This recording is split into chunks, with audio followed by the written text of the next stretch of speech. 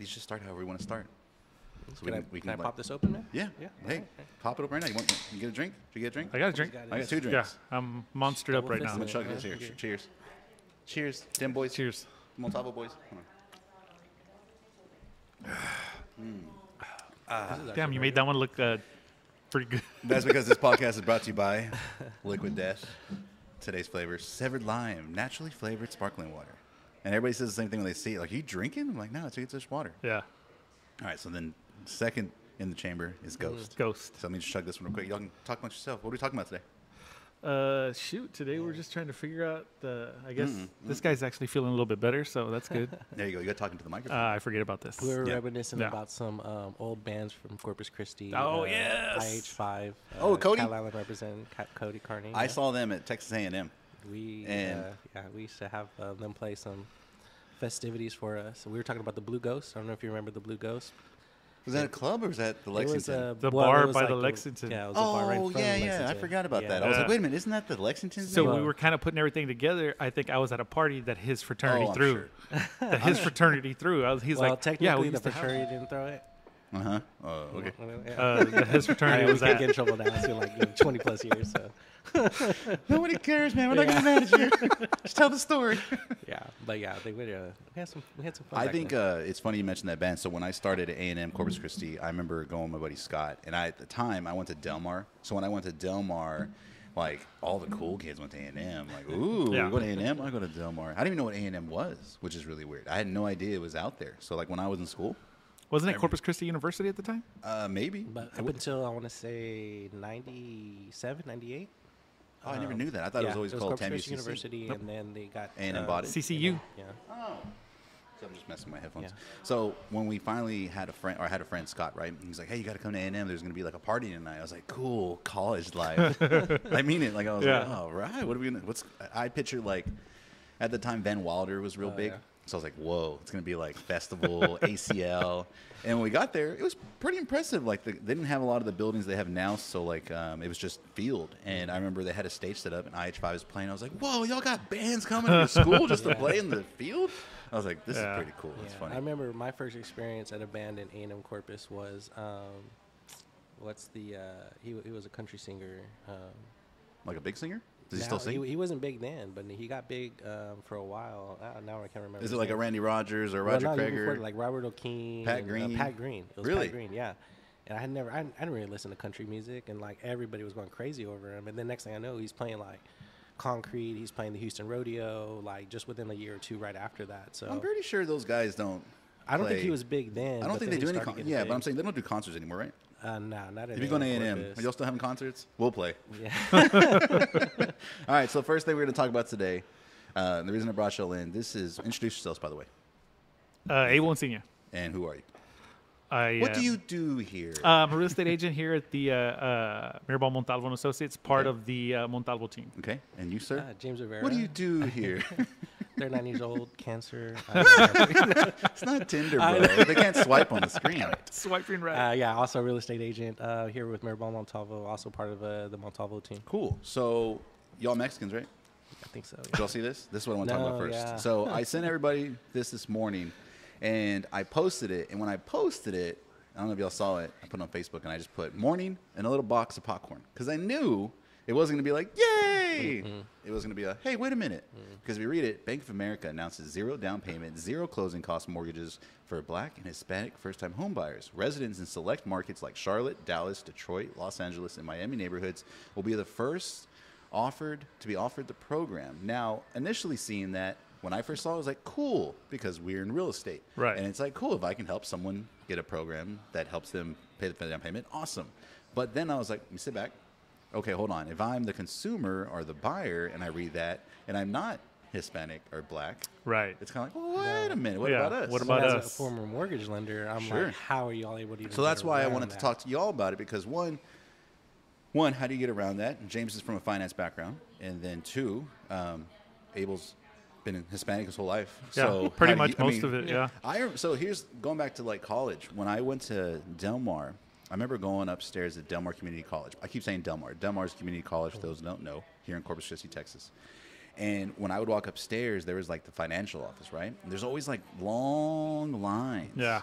Huge. And I was like, what are those lines for? But I didn't know because I was just, hey, Dad, can I borrow a couple $100? I'm going to go. Take one class. Yeah, I'm gonna try to squeeze in 3. If you can spot me 200. Back then, classes are super cheap. Yeah. Like now, I don't know how much they cost there, but it's like a couple $100. It's like $300, $400 a class. Right. So I was squeezing in when I could. So when I saw those lines of people, I'm like, what are they doing?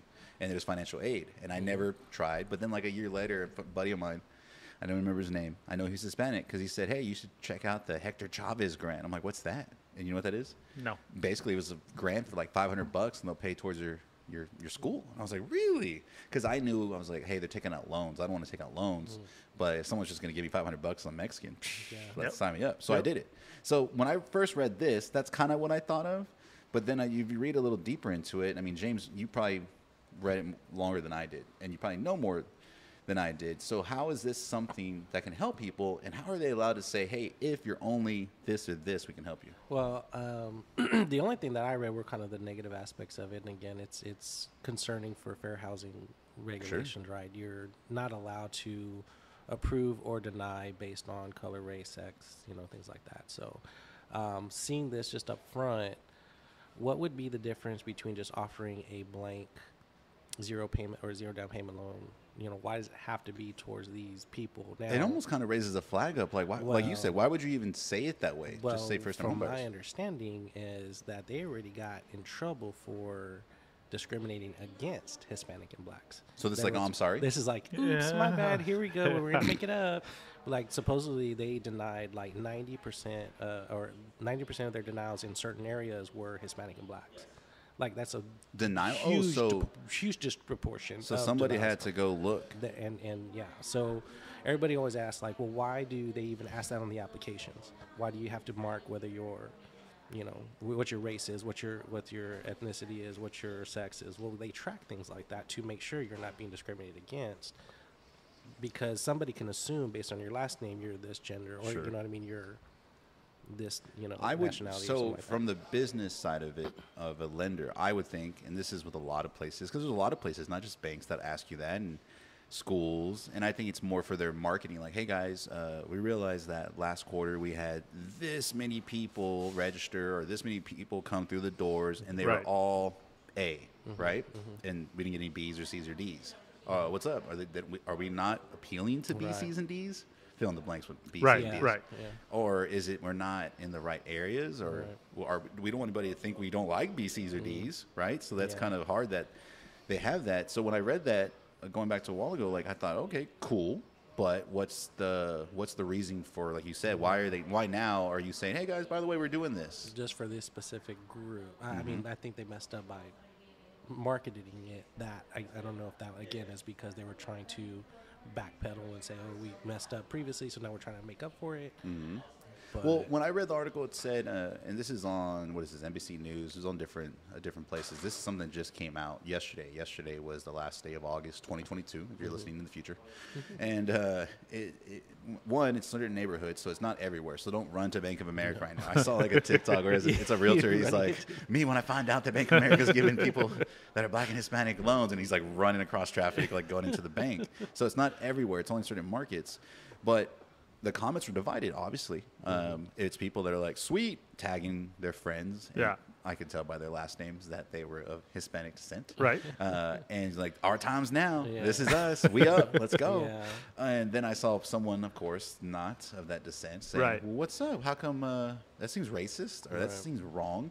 There is other loans available for people that are first-time home buyers that aren't based off race at all. This is, I think, the first time I've ever seen one based off of race. Have you ever seen one based off of race? It's not supposed. It's not supposed to. Yeah, it's usually by credit, which is understandable because you're given money. It's under employment, or it's under profession, because there's certain grants available. Like, for example, if you're buying a home and you've never bought one before, or maybe you have bought one before, but you didn't know there's programs for teachers. You didn't know there's programs for police officers, first responders.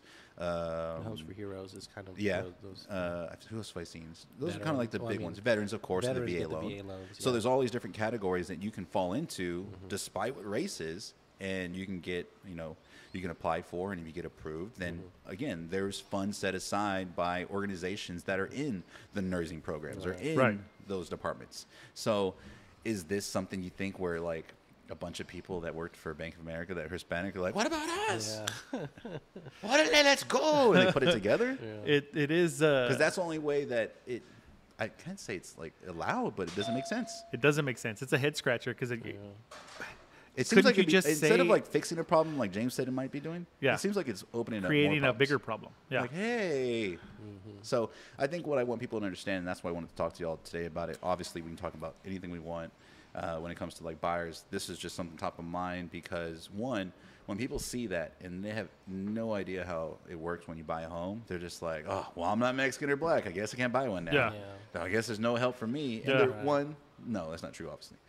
Two, there's tons of programs. It just depends on what you go apply for, who you talk to. If you go to, one bank and you go, hey, you have this program, they go, no, doesn't mean you can't go to a mortgage broker. Right. And I think a lot of people think it's just a clean slate. Like, exactly. I didn't get approved over here at A bank, so I can't go anywhere else because they're going to say the same thing. I actually just talked to a customer yesterday, and unfortunately, the first bank that they went to wasn't approved based on their certain criteria. And I told them, well, why don't you try this other mortgage lender who has a variety of programs for you. So, now because he thought, well, I guess I'm just going to have to wait and put X amount down and this and that. I was like, well, no, they're, based on what you're telling me, you may qualify for these other programs. Give them a call and they'll put you through their underwriting and, give you more options versus that one bank who only has that one product. So on that same note, and I think a lot of people maybe don't understand this, and I didn't learn this till several years back, and it was after Hurricane Harvey.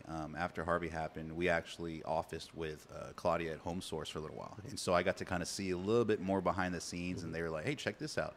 So explain to people how it works when you work with a mortgage broker or how loans are approved. Like, it's not just a guy in the back, like how it's shopped around. Like, can you explain that a little further for us? Yeah, as far as... like, I go apply for a loan. Here's my application. In the background, behind the scenes... Because most people's idea of that is when they go buy a car, they go behind the counter. Man, I wanted to bring that part up. Like the wizard. Yeah. What do y'all? Hey guys, is it looking good? Pop your head over the wall. So basically, you have a team of underwriters, and they're basically looking at your credit. They're looking at your income. They look at the whole scenario to kind of make sure that you would qualify. With a mortgage broker, they have several other banks that offer different products. So based on those different banks' criteria, based on your individual criteria, a mortgage broker can fit you into either one or multiple products to give you options. And the underwriter just makes sure that you can go this path or that path, So that's kind of what an underwriter is. It's not like some magic mystery person I think back there. the general public probably doesn't know that. They're just like, no, the bank said no. They don't realize that one, like you said, if you talk to one bank and say no, talk to someone that actually can shop it to multiple investors or private investors or however it works. You hear, it's going to go on the secondary market. Well, the secondary market is these 3 or 4 different banks who are going to end up servicing what they call servicing the loan. That's who you're paying after you get your mortgage. So you're just trying to appease their guidelines up front. So that way, whenever you get your keys, whoever helped you, like a Home Source, they booked your loan, and now this other bank is going to take the ball and run with it, until you sell, pay it off, or whatever. So see, that's really important to know, because for most people, if they're not talking to, say, like an experienced agent, and that agent's like, what, you didn't get approved? Dang, I guess I'll see you later, and then they could jump up to the next one. We'll put it in prayers. Thoughts and prayers. Thoughts and prayers, exactly. Well, when I very first started, Chris was kind of on the way out of doing residential stuff. And Chris was kind of like, hey, be a realtor. And then I became a realtor. And he was doing more commercial and doing investments. And he wasn't doing a lot of residential stuff. He was listing a lot of stuff, but he didn't really work with buyers. And as a buyer's agent, as a new agent, you become a buyer's agent probably first, because those are going to be the ones that are easier to get compared to listings. Because when you're brand new, there's not a million people going, list my house. You've never sold anything? List my house. It's very rare. And so he didn't really tell me, like, hey, here's how it works with lending. He was like, go to this bank. And I was like, okay, cool. So when I talk to people, like either people on Facebook or people that message me, I would say, hey, are you pre-approved for a house? And they're like, yeah, sweet. I don't have to worry about that part or that awkward conversation. Right. But if they weren't, I didn't know what to do. I said, yeah, go to this place. And then I would never talk to them again, because they did. And then whoever was at that bank was like, do you have a realtor? They're like, I don't think so. Yeah. No, I don't have a realtor. That happens all the time. All the time. Well, I got a great one for you, and it's like banker's cousin or nephew or girl he's trying to chase, whatever it is, right? So when I started learning like more about the financing side, that's when I saw things change for me personally as an agent. And I think most agents will realize if you know all those facets of it or how the loans work, it'll give you more to tell a client. Like, hey, look, I know this is not fun stuff to talk about. It's finances, it's bills, it's your credit, but this is how it works. And that way you don't lose them at the, hey, I went to this bank and I just gave up. And I know you were talking the other day about someone that went to a bank, got told no. And then it's like, how do y'all think? And I want to hear from Abel first. How do you think people think it works when you get told no? Like, what's the next thing? Is just give up, jump off a bridge? Well, so I think it's kind of like I was telling James earlier. It's kind of like when people go buy cars. They don't know that the people in the back aren't just running their credit through one bank. They're running it through multiple banks to see who's going to actually say yes, because they might have horrible credit. Mm-hmm. So in this case, if you get a no, which I'm going to use our scenario because you were my realtor a little over 7 years ago. And when you first told me I needed to talk to a bank, I got a no. Mm-hmm. But you told me it's not no forever. It's just no, this is what you need to do to fix it. And I did it. It took us about 4 or 5 months to get the credit where I needed it to be. Kind of super surprised. Right there? Because a lot of people fast forward through that part. And that part's not fun or exciting. Right. It's a boring, all right, we paid an extra bill. Hey, we didn't get to go out this week or go out of town. That 4 to 5 months where you fix the credit or you pay things off. Explain that part. Like, go deeper into that. Like, that's what people, when they hear that. Yeah. Because we live like in an Amazon, Netflix society. Yeah. People want stuff so fast. Yeah. What? I actually gotta be tight for a couple months. No one wants to do that. And I'm sure we've all met a lot of clients that when they get that no, they stop. Mm-hmm. And I always tell them it's just a little bit of work. You know, some of them will follow through, and those are your clients in a year again. Mm-hmm. But some of them kind of do give up and go sign another 12-month lease or 13-month lease on a rental because they want it now. It just takes a little bit of work. What's the work though? That's what I want you to explain. In my case, I needed more credit. Mm-hmm. I didn't have enough debt, I guess. So I went to a banker. I went to somebody that was going to help me get my credit up. I had to pay off certain things, but I had to get more debt. They told me go get some small stuff. So Explain I went that further. What's more debt? More debt meaning, in my case, I went and got a washer and dryer. Mm-hmm. I think it might have been $1,000. Did you need a washer and dryer? I did not even need. I just needed I needed something. It's in the garage. It's in the garage. Yeah. So I went and got it, and the banker's the one that told me like you need to show that you're paying these things off on time. Don't pay them. There's a whole little backstory between everything. You can't buy it and then just pay it off. Mm-hmm. You need it to kind of, I guess, you need the length of credit. Right. Because what's in a dumb way, explain to a 5-year-old, what is credit really? Like what is credit? Try to explain to a 5-year-old. Or probably an 8-year-old. It's your credit report card. Ooh, good. That's a good way to say it. Yeah. It's your report card. It's showing how good you are at paying back your loans. If you gave me $1,000 and I told you I was going to pay you $100 every Friday, and I paid you every single Friday, then you might give me another $1,000 if I ask for it again. Because if so and so over here asked to go borrow money, or you asked so and so to borrow money, and they ask, hey, did he pay you back? Right. On time? Right. Every time? Every time. All right, I'm gonna let you. Yeah. It's kind of I realized it one time when I was doing like a Facebook Live, and I said when you're borrowing money, it's like you said, being a kid and being in the neighborhood, and you go borrow $20 from whoever down the street, your buddy, and then it's like cool, but you don't pay that person back, and so goes, hey, guess what? Yeah, so-and-so Gino didn't pay me back. Yeah. And so that's the company telling a creditor or telling the streets, yeah, like, hey, he didn't pay me back. So when you go borrow from so-and-so across the street, they're like, hey, I heard you didn't pay so-and-so back. Yeah, that's true. Yeah. So I'm going to let you borrow it, and this is where your interest rate is good. Yeah, I'm going to let you borrow it, but I'm going to need, instead of $20 when you pay me back, I'm going to need $50. Yeah. 50%. Like, what? Or 100%, I'm stupid. And so that's where, okay, so you started, building that credit. You bought the washer and dryer. Built that credit. I think it was, they told me do it for 6 months. Did it for 6 months. Talking to my banker the whole time, trying to make sure I got my credit where it needed to be. When I finally got it, called you back, said, hey, man, now we're ready now. Mm-hmm. Did the shopping around thing, but it's that little part, that little 6 month gap. Let's say it was 8 months, that it might, at the time, I felt like it was going to take a long time. it's nothing, especially now that I'm 7 years in this house. Tons of equities, You're like, you know, "It was extremely worth happy. it." The only thing that you tell yourself is, why didn't I do this sooner? Because we hear this all the time. When's a good time to buy? Yesterday. It's always going to, next year, we're going to tell you last year. And then a year after that, we're going to tell you last year. It's always going to be the past. It's never going to be in the future. James, when you just bought, because James just bought a new house recently, when you bought that new one, and just so people know, and realtors go through it too, I've gone through it multiple times in my career. When I've tried the next house, they're like, yeah, Gino, you're crazy. You can't afford that much. I'm like, damn, not yet.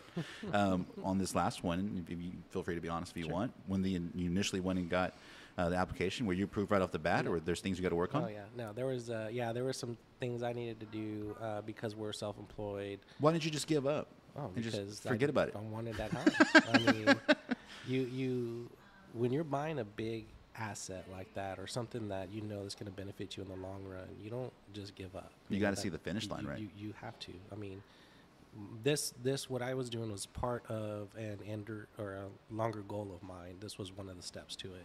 If I gave up, I'm not going to see that end goal. You know what I mean?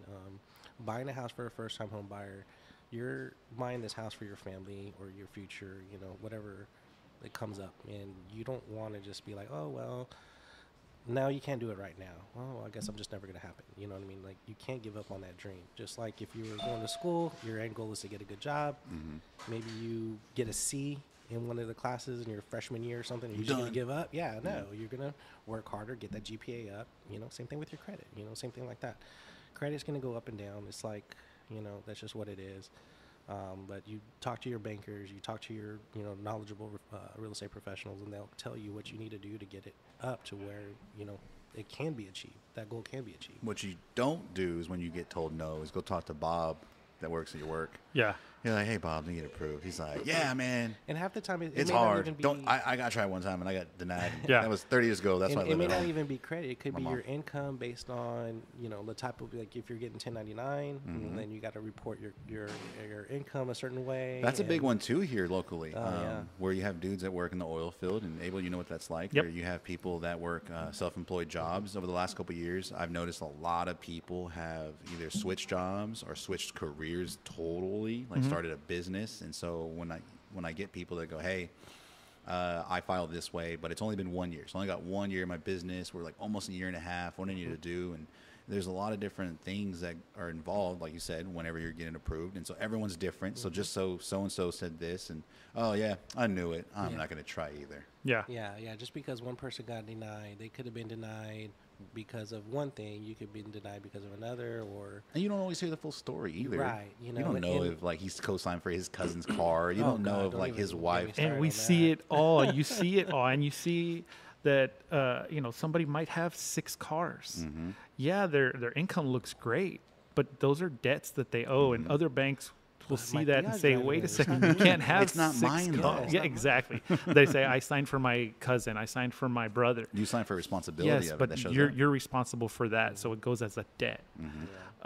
It's just little things. I think it's the information when people ask us, we try to give it to them. We're not trying to force it down their throat, but a lot of them will listen to a coworker's husband or a brother or somebody else who tried 5, 10, 15 years ago and it didn't work out, and they're still renting, or we're the faces of real estate. So if I called you and you said, hey, the lender said no, you turn into the Gino told me I couldn't buy a house. And it happens a lot to us where people will say, well, Abel didn't get me a house. It's not me.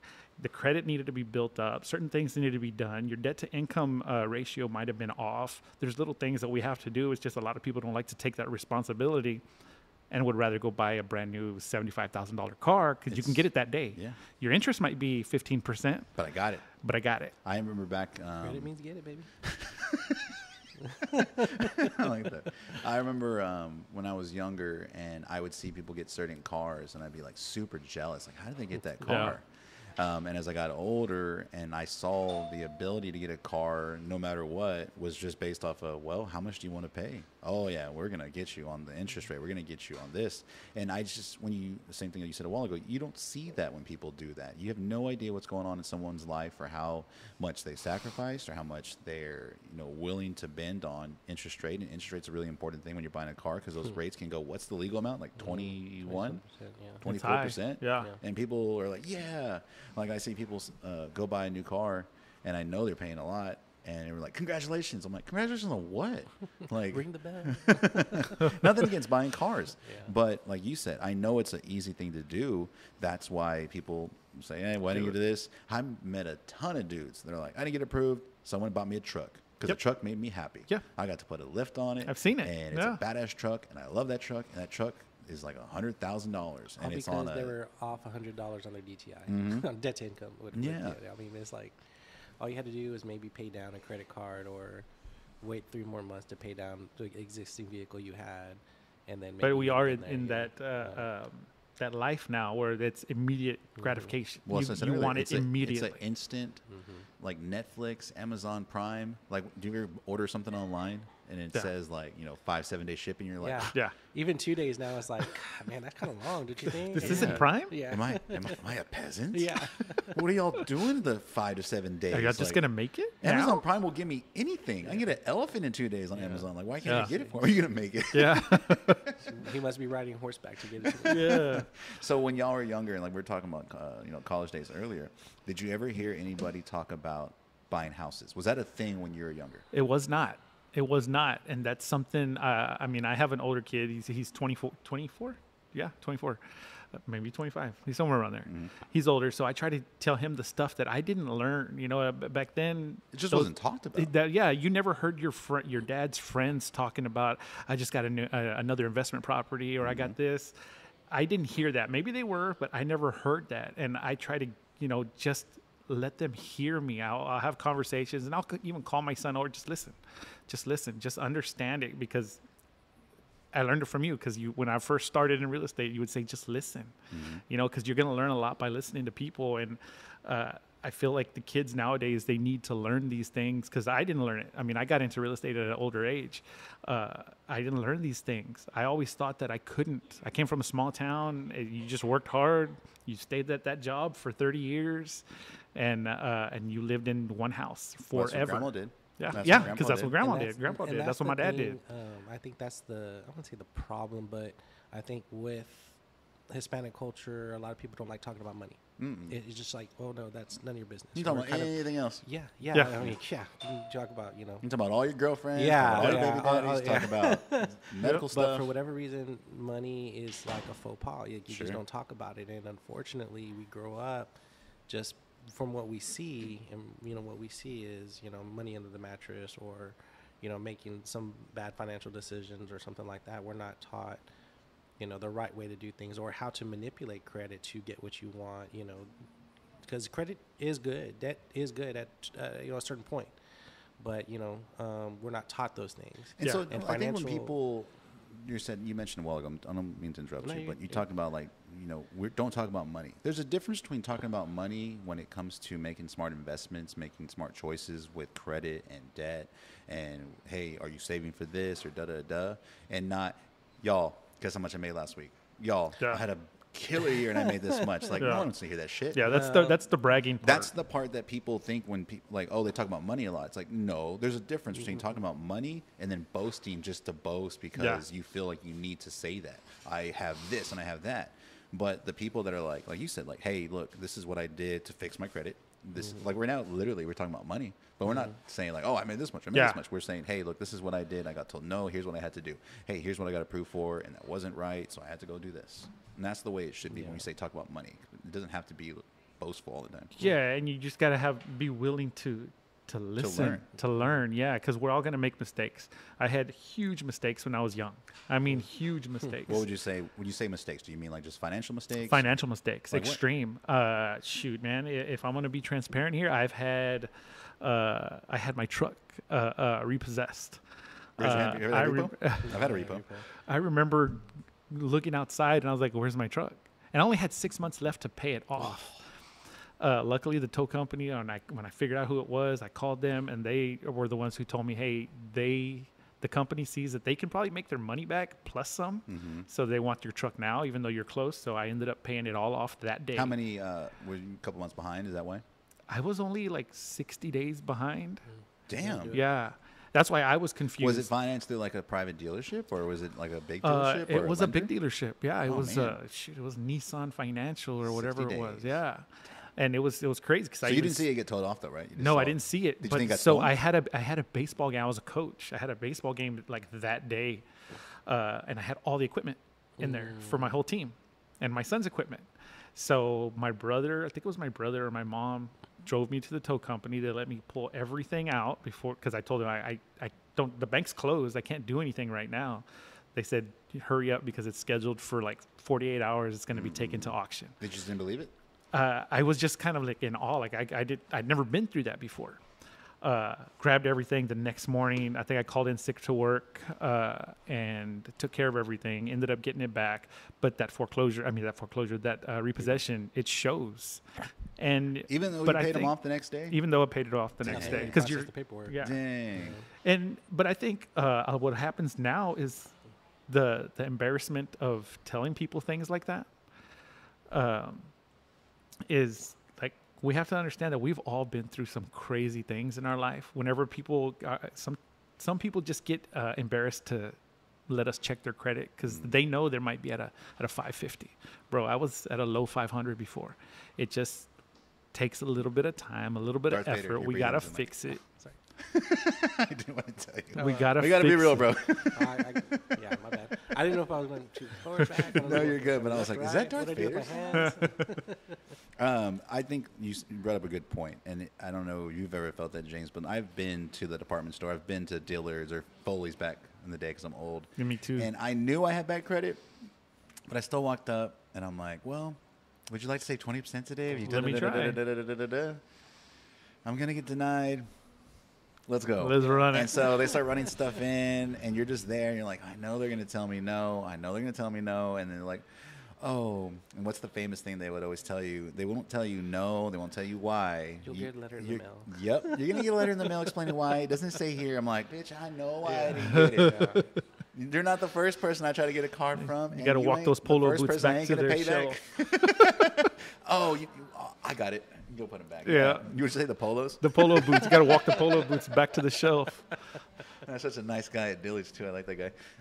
But yeah, I've been there too, where you're trying to hide the fact that you have bad credit, and that's again back to people don't talk about money. And so instead of saying, "Hey, I got bad credit. I messed up. I guess I messed up. I didn't know. No one ever told me that's not what you're supposed to do. Yeah. I thought it was just because here's the crazy thing that a lot of people don't realize, and a lot of our parents didn't deal with. Credit scores didn't really become a thing until like 87. Yeah, I was like 86. It was like late 80s. So think about it. Our parents, when they were growing up, like they really didn't, one, use credit, and two, there weren't all these credit cards everywhere, so they didn't know any better because they were learning the same time anybody else was learning. It was like, wait, what? What happens? Screw it. I don't know what that credit. That's not even real. It's not even real. It's like, no, it is real if you want to borrow money. Yeah. And so when you're having bad credit, you don't want to tell people. And you know the same way. Think of it this way. Me going to Dillard's applying for the credit card and getting denied, on a scale of 1 to 10, embarrassing, I would say, looking back then, Yeah. it was a 9, bro. Yeah. It was like, oh, Yeah. putting back those boots, that's a 9. Yeah. So for people to equate it to someone that wants to buy a house, not wanting to get not wanting to apply, getting told no, definite 10, 11, 12, 13. Yeah. Especially if you're like in a relationship, especially if you have a partner and you're like, hey, we're going to do this. And then they're like, hey, bro, she's good. You're not. You're not. Yeah. Oh, that's just a kick to the balls. You're like, Yeah. damn, okay, what do we need to do? And like you said, the people that listen and go, okay, yep, okay, we're going to do that. Those are the ones that can move forward and we'll get there. And then it's the ones that have been sweeping it under the rug. Yeah. Sweeping it under the rug. I just don't want to look at it. I made a joke a long time ago because some people treat credit scores like STDs. It's like, I just rather not know. I'd rather not know. I'd just rather not know. Keep living life. Yeah. And whatever happens, happens. And eventually something falls off. No pun intended. Yeah. And we'll just deal with it then. Yeah. And you're hoping it falls off. You're hoping it falls off. Because that's what you hear, like friends that don't want to pay shit back. Yeah. Oh yeah, I heard it falls off after 7 years. Yeah. Like, all right. Yeah. And it does. Or Yeah. sometimes They're like, oh, it's 20. It was in it 2015. depends, We're man. 2022 right now. It I've should be had those falling off. people because I always heard that was the rumor. I always heard like, well, because I think back in like 2003. So here's a crazy thing I don't tell a lot of people. So back in like 2003, when I got out of high school and I was in college and I was kind of just single, I was still living with my parents. I was working at Best Buy. I was making decent money. I had a Cadillac Escalade, but I lived at home with mom and dad. So it was a very stupid investment. Like, Nice. yeah, guys, I got an Escalade. Thanks, Mom, for making my breakfast in my bed and washing my clothes. But back when you're younger, I wasn't thinking, I should say for a house. It was like, I want to look cool driving through school. Yeah.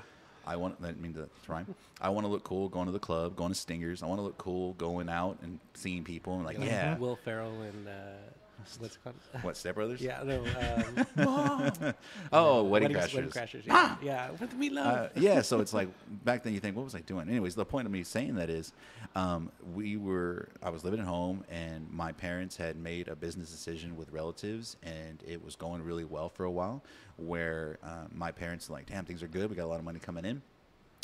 They got bad credit, so guess whose name we're going to open up credit cards for? Yeah. And they would go and they would open up American Express, Discount Tire, Best Buy, back to Dillard's, our favorite store, J.C. Penney's. Everywhere that would give a credit card, they were applying it because they had never had credit before. So the fact that they were able to apply for it under my name with my paychecks that I wasn't getting, they opened up lines of credit everywhere. And what ended up happening that first time around when I was like, damn, I'm 23 and I got American Express Platinum, I felt like a boss. I wasn't really the one paying for it. I was just being stupid. Anyways, things didn't work out with that family business and it ended up going real south, right?